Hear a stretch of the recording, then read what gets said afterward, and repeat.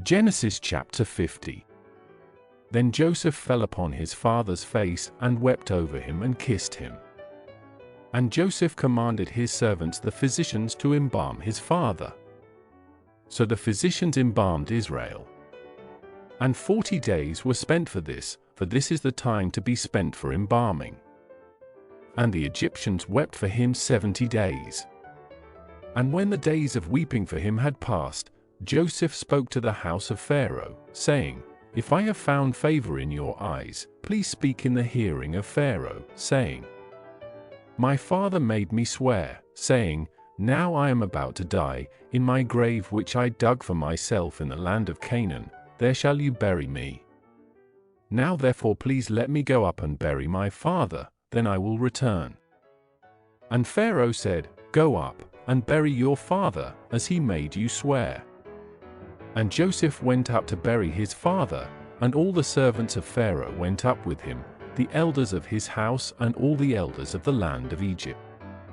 And all the house of Joseph and his brothers and his father's household, they left only their little ones and their flocks and their herds in the land of Goshen.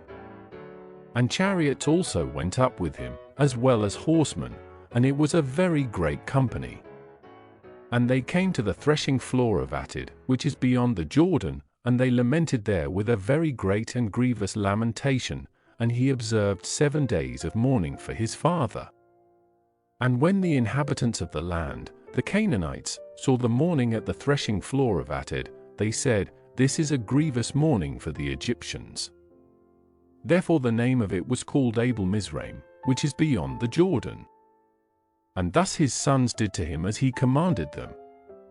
For his sons carried him into the land of Canaan and buried him in the cave of the field of Machpelah before Mamre, which Abraham had bought with the field for a possession of a burial place from Ephron the Hittite. And after he had buried his father, Joseph returned into Egypt, he and his brothers and all who went up with him to bury his father. And when Joseph's brothers saw that their father was dead, they said, What if Joseph bears a grudge against us and pays us back in full for all the evil which we did to him?